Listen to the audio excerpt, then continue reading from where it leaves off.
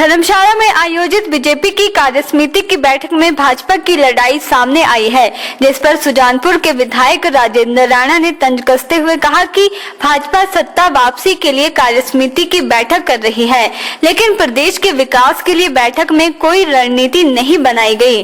राणा ने कहा कि 2022 में भाजपा का सुपड़ा साफ होने वाला है, जिसको लेकर भाजपा सत्ता वापसी की रणनीति बना रही है। वहीं राणा ने कहा कि पंजाब नगर निकाय चुनावों में भाजपा को करारी हार मिली है, जिससे साफ पता चल रहा है कि हिमाचल में भी भाजपा को हार का सामना करना पड़ेगा। कांग्रेस विधायक राजेंद्र राणा ने धर्मशाला में हुई बीजेपी की कार्यसमिति की बैठक में भाजपा की लड़ाई सामने आई है। राणा ने कहा कि बीजेपी के नेता कार्यसमिति की बैठक में एक दूसरे को गाली गलौज कर रहे हैं।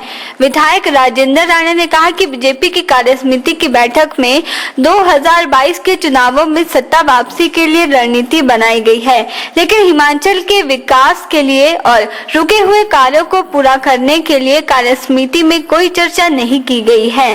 धर्मशाला में भारतीय जनता पार्टी की कार्यसमिति की बैठक की बात कर रहे हैं। ठीक है, ये भारतीय जनता पार्टी का अंदरूनी मामला है, परंतु जहां तक मुझे जानकारी मिली है कि इसमें कार्यसमिति की बैठक में जिस तरीके से इनकी लड़ाई जो है वो सामने आई है, एक दूसरे को गाली गलौज कर रहे हैं, एक दूसरे के साथ हाथापाई कर रहे हैं, इस तरीके से जो ये सामने चीज़ें आई हैं। और दूसरा ये जो कार्यसमिति की बैठक में चर्चा सिर्फ इनकी चिंता की जाहिर हुई है इस कार्यसमिति की बैठक में कि भाई 2022 में हम लोग पावर में कैसे वापस आ सकते हैं। तो इनको चिंता जो है 2022 की पड़ी है। इनको मालूम है कि 2022 में इनका पूरी तरह सुपड़ा साफ होने वाला है। चिंता इस बात की नहीं कर रहे हैं कि हिमाचल प्रदेश को कैसे चलाना है, लोगों की तरक्की कैसे हो, डेवलपमेंट के काम कैसे हों, जो काम रुके पड़े हैं उनकी कोई चिंता नहीं हो रही है। चिंता इस बात की हो रही है कि हम दोबारा कैसे आएंगे। तो कार्यसमिति में तो यही चर्चा हुई है इनकी कि 2022 के लिए प्लानिंग करो। इनको तो अपनी चुनाव की चिंता पड़ी है, प्रदेश की जनता की कोई चिंता नहीं है।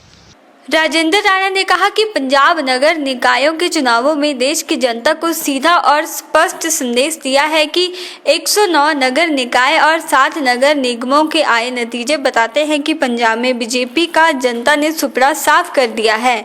कुल आए 350 नतीजों में से 271 सीटों पर पंजाब की जनता ने कांग्रेस को जनादेश दिया है।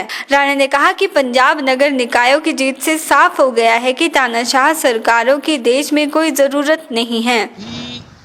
पंजाब के जो नगर निकाय के नतीजे आए हैं उसमें पंजाब की तरह जो है भारतीय जनता पार्टी का अकाली और दूसरे पार्टियों का सफाया हो गया। और जो पंजाब के नतीजे ये दर्शा रहे हैं कि एक तो जो नतीजे आए हैं इसमें पूरी तरह लोगों ने कांग्रेस के पक्ष में वहाँ जनादेश दिया है और इसका इम्पैक्ट जो हिमाचल प्रदेश पे पड़ने वाला है।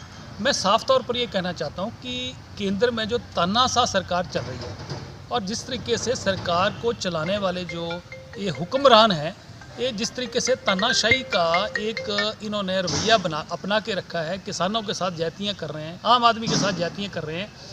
उत्तरी भारत में पूरी तरह भारतीय जनता पार्टी का सुपड़ा साफ होने वाला है और सीधा आने वाले चुनावों में जहाँ पूरे पंजाब में, हरियाणा में, उत्तर प्रदेश में, उत्तराखंड में, ये जितने भी नॉर्थ इंडिया के स्टेट्स हैं इसमें भारतीय जनता पार्टी पूरी तरह साफ होने वाली है। लोगों की नाराज़गी जो है वो साफ तौर दिख रही है।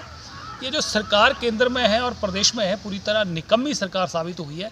लोगों के काम नहीं हो रहे हैं, कर्मचारी तंग हैं, आम आदमी तंग है।